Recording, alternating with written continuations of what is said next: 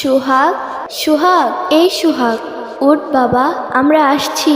সোহাগ, কিরে কি হইল? ওঠ, এখনো ঘুমাই রইছিস? আর কতক্ষণ ঘুমিয়ে থাকবি? চোখ খুলে দেখ, আমরা আসছি।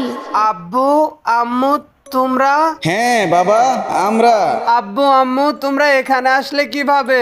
তোকে দেখতে চলে আসলাম। কিন্তু আব্বু আম্মু তোমরা তো আমাকে ছেড়ে অনেক আগেই চলে গেছো।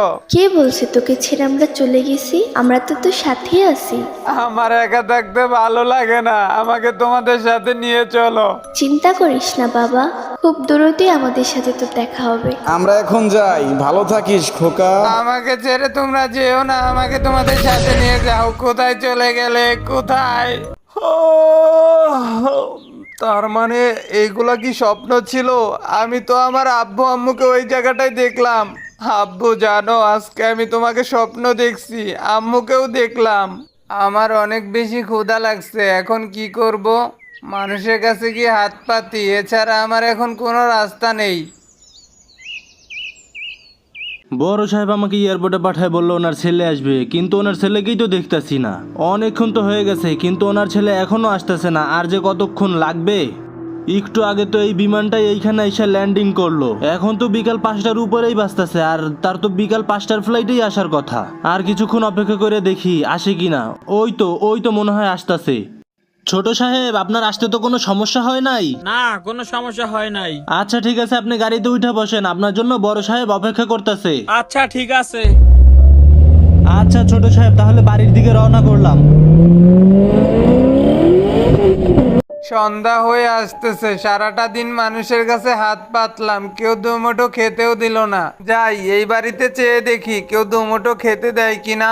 বাড়িতে কেউ আছেন বাড়িতে? কে রে ওইভাবে বাইরে থেকে ডাকাডাকি করে? কাকু, আমি। কি রে ডাকাডাকি করতেছিস কেন এইভাবে? তোর জন্য আমার ছেলের ঘুম ভেঙে গেছে, কিছু বলবি? কাকু, আমি খুবই ক্ষুধার্ত, সারাটা দিন কিছু খাইনি, আমাকে দুমুঠো খেতে দিবেন? মাপ চাই আমি তোর কাছে ভাই, এখান থেকে যা। আর কতজনের কাছে গিয়ে হাত পাতবো? যাই সামনের এই বাড়িটায় গিয়ে দেখি কেউ খেতে দেয় কিনা। বাড়িতে কেউ আছেন বাড়িতে? কি হয়েছে, ডাকাডাকি করতেছো কেন? আর তোমাকে তো চিনলাম না। আমাকে আপনি চিনবেন না, আমি খুবই অসহায় একটি ছেলে, আমি খুবই ক্ষুধার্ত, আমাকে কিছু খেতে দিবেন? সরি, মাফ করবেন, সামনে দেখেন আরো অনেক বাড়িঘর আছে, সেইখানে যান। এই মানুষটাও আমার কষ্ট বুঝলো না, আমি এখন কি করব, কি খাবো?